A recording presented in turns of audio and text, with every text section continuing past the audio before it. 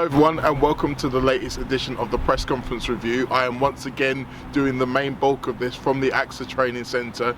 You guys told me that's what you wanted, so that's what you're going to get. I am very much under the pressure of time though, because I might get the hook from here any minute now, so we'll get straight on into it. Last week I told you there was no injury news, as you all well know by now. Unfortunately that was the kiss of death, because we all saw what happened to Giovanni Leoni on his debut. Absolute tragedy for the young man, and Slot confirmed it today. He is going to be missing for the rest of the season. He has torn his ACL in his left knee, and it's going to be a long road back for him.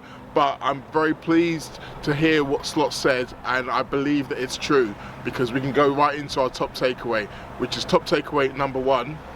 Leoni is in the best place for him. Now, the reason I say this is because not only do Liverpool have a fantastic medical team, and Slot made note of the fact that not only was it a big decision over who was going to specifically do the surgery, but who was going to be with him to do the rehab.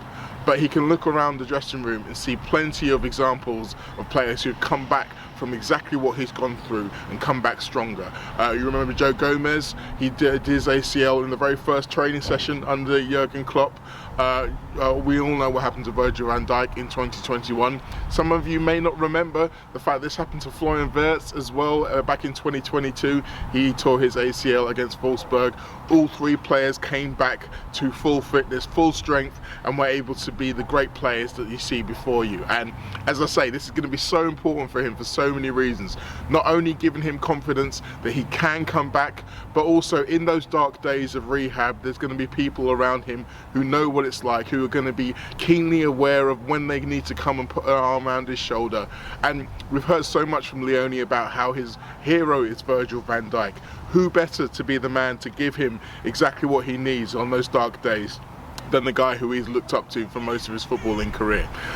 Slot also mentioned the fact that it's better that it happens to him at 18 than at 35, and that's undoubtedly true. Even if we have seen in the past players who have big injuries early, it does have the potential to end up having an effect on their whole career. But I think where we are at the moment with modern science and modern technology, his chances of getting back to where he was are good. So all the best, Giovanni. Get well soon, but as I say, you're in the best place for you. Top takeaway number two, Federico Chiesa has earned his reprieve.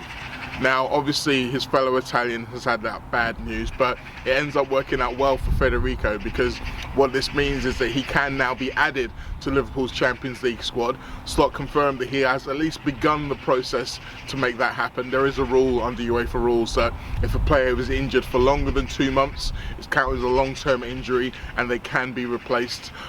We don't know how successful or how quick that process will be. We don't know whether or not it'll happen in time for Galatasaray. The suspicion is it probably won't, based on how little Slot or press officer Jack Walker could tell us about it. So it's just to know that he probably will be involved, maybe for the match day 3. But it's an interesting one, isn't it? Because Giovanni Leoni is obviously a defender, so the more natural thing would be to replace him with another defender.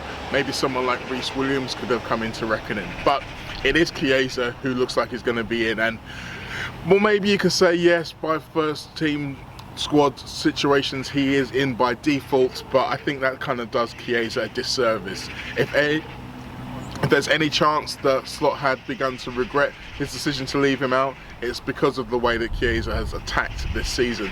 You look at his performance against Southampton and say, yes, Southampton aren't exactly the level of a Champions League opponent, but what he did do in that game was not only show his energy, his work rate, his industry, his desire, his hunger to go out there, but he also proved that he was a team player. If you think about how often he got himself into good attacking positions, and his first thought was to look for a teammate. First thought was to look for his striker, whether that be Alexander Isak or Hugo Ekitike.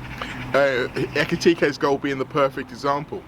He got himself into that position, made a great run, and he turned down what would have been a good opportunity to give it to Ekitike for what was an unmissable opportunity. And I think it's that attitude which has really done him some good here, because we've seen so many times when players have had disappointments, they haven't reacted in the right way. We've heard of players sulking, going on strike, trying to force their way out of clubs, etc, etc, etc. We've seen none of that from Federico Chiesa. Now, I wrote a piece for This Is Anfield very recently that came out last night, talking about the impact of players off the bench and why now if you're not in the starting 11 it doesn't necessarily mean a demotion. This is something that Chiesa seems to have taken to heart, and it's done him the world of good. Now, we don't know exactly how much he's going to be able to contribute in this Champions League campaign, but the fact that he is there, ready and available if Liverpool need him, I think is a massive, not only for the club, but for the man himself. Top takeaway number 3, the Ekitike ban doesn't change the Isak plan. Now, this was something that lots of people were keen to find out from Arne Slot today. We all know that Hugo Ekitike is going to be suspended from the game against Crystal Palace because of his red card against Southampton. We've seen Alexander Isak build up his strength and fitness after basing all of pre-season, and the question was whether or not maybe he would be able to go the full 90 minutes against Crystal Palace. Now, Slot didn't actually rule out playing him 90 minutes, but he effectively did. He said that it would be a stupid hit to give him the full 90 minutes, and that's not to say that it isn't possible. The fitness doesn't allow him, but the issues that could cause if you give him too much too soon down the line, he could end up having another strain and going out for a little bit longer. And I do think it's indicative of what I said before. Liverpool are sticking to the plan. That plan is that Alexander Isak is going through his pre-season right now during the season.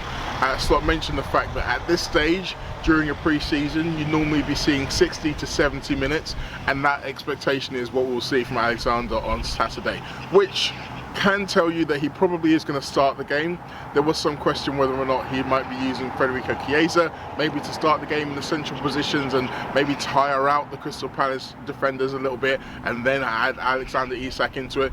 But it seems like Slot seems to believe it's better for Isak to come in at the start, whether that's in terms of getting to the pace of the game or whether he just wants to give him that much more minutes in terms of his development. But I think it's really important to remember that even if there might be a temptation because of what's happened to Ekitike to maybe try to speed along this process, Liverpool are very keenly aware that that's not the right thing to do. And it's another example of Liverpool taking all the precautions necessary to keep their players fit and firing and on the pitch. And any of you who saw the interview between Arne Slot and Alan McCoy on TNT in the last couple of days will know that Slot admitted that maybe it was his use of too few players in the period from November to March that caused Liverpool's breakdown when it came into those key games against PSG and Newcastle. So maybe this is Slot learning his lesson and knowing that he is going to have to use more of his squad. He's going to have to be ultra careful with how he uses, particularly such a prized asset as Alexander Isak. Now let's hear what he had to say to my question, which is a little bit more about Crystal Palace and their defensive prowess.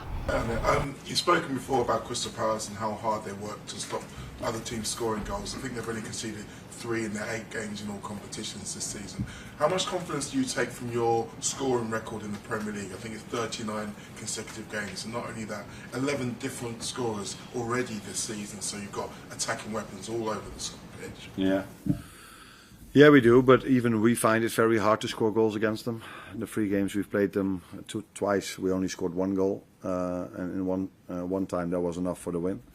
And once we scored 2, but they scored 2 as well. So it's a difficult team to score goals against. The good thing for us is, if you tell me now that they've probably kept a few clean sheets then as well, if they only conceded 3, that we were till now able to score against them, but. They've improved, especially compared to the first time we played them. That was the beginning of last season.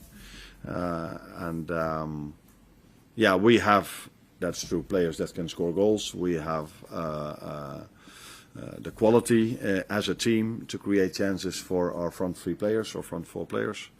Yeah, it's because of the way they play, the way they line up with a 5-2-3 or whatever you want to call it, 5-4-1.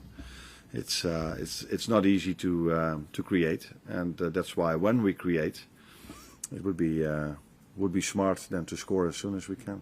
Could be another late goal then. You've got to have patience against a team who are working as hard as they are to stop the opponents from scoring goals. Yeah, but you can only score a winner in the end if you worked as hard as we always do to prevent the other team from scoring as well, because otherwise you're already 2-0 down. Because you do see teams that attack a lot that get frustrated a bit, and then in transition don't sprint back as hard as we do, but we just keep working and keep understanding that we can still win the game in the end as long as it's then 0-0 or 1-1 or 2-2. And therefore we work really hard, and that is one of our strengths, and that's what we have to bring to every game, especially if we face Crystal Palace, who are a big threat on the counter-attack, because they are so disciplined in defense and then can come in transitions really fast, and they're a big threat in set pieces as well. So two things we have to be really ready for.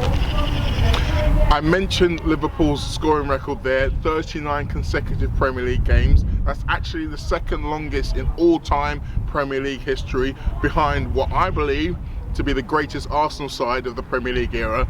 The 2001-2002 team still had the players from '98, still had some of the players that would go on to be invincible in 2004, but they drew less games and they scored a lot more goals, as was evidenced by this record. 55 consecutive games they went. Now for Liverpool, obviously I mentioned it's 39. That's over a whole year's worth of games in which they've scored. And what that really means is that even on times when Liverpool weren't at their best, or maybe when their opponents are at their very best, Liverpool always found a way to score. And that's going to be really important going into this game against Crystal Palace, because they are going to make it tough. We've already seen from the Charity Shield, and we are going to see once again in a month's time during the Carabao Cup. This Crystal Palace team are really hard to play against. There's a rumour going around that some of the players themselves was talking about it in the tunnel, and they freely admitted how horrible that they are to play against and use it as a badge of honour. So Liverpool are going to have to be patient. But one thing Slot mentioned, which I thought was fascinating, is that Liverpool are going to have to be clinical. He said that when you do create chances, it's really important you take them, and take them early. The best way to change what Crystal Palace have to do is to give them a deficit to come back from, and not necessarily a 1-goal deficit, maybe a 2-goal or even a 3-goal deficit. Now this is something that hasn't happened a lot. I think Liverpool's last 5 victories at Crystal Palace have all been by a single goal. But Liverpool have a good record at Selhurst Park. I believe it's 9 of the last 10 games in the Premier League Liverpool have won, and the other one was a draw. So it's been a long time since Liverpool have gone down to South London and not got the result, which should be good news for everybody in what I expect to be one of the toughest tests so far this season. And when you consider it's the start of a massive week, we go into Galatasaray and then on to Chelsea, it would be a really, really important way to start with a big win here. Now, unfortunately, I'm not going to be at Selhurst Park. My duties detail that I will be at the Etihad Stadium, watching Manchester City against Burnley. So there will be no match report from me after the Crystal Palace game. But look out, I will be talking all about it on the Late Challenge on Monday. I will be talking about it on the Anfield Wrap at some points in the week. And as I said previously, you can go back and read my article that came out yesterday on This Is Anfield about starters versus finishers and who is the most important. So there you have it. Another press conference review delivered right here in the beautiful sunshine at Kirkby. I hope you all enjoy it. I'll see you next time.